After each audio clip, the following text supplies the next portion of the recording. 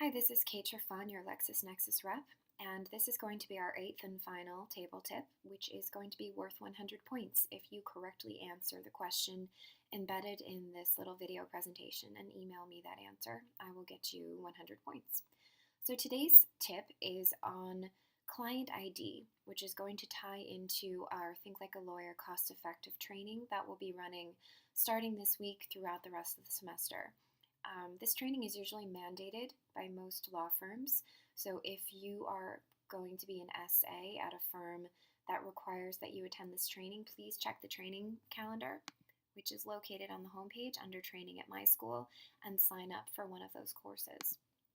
Okay, so the client ID lives up here and is really rarely discussed in law school trainings because it's not really that applicable.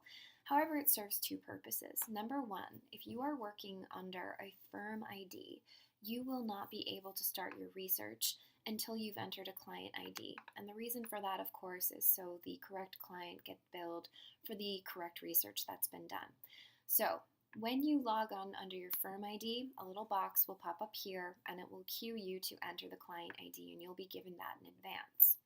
If not, you can go up here under client and either select one that you've already created or set a new one or just research without charging anyone.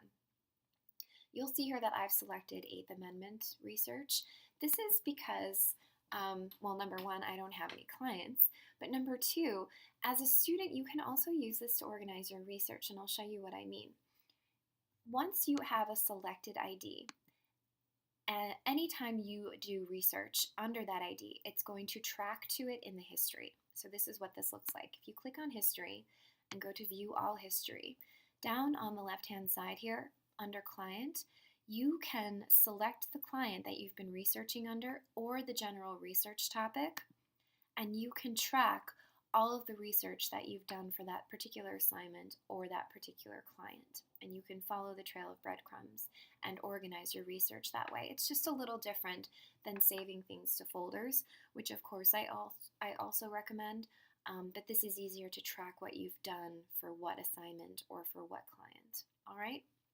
So to receive your 100 Lexis points, email me over here, my email address, the answer to what is one use for creating a client ID on Lexis Advance. Thanks and have a great week.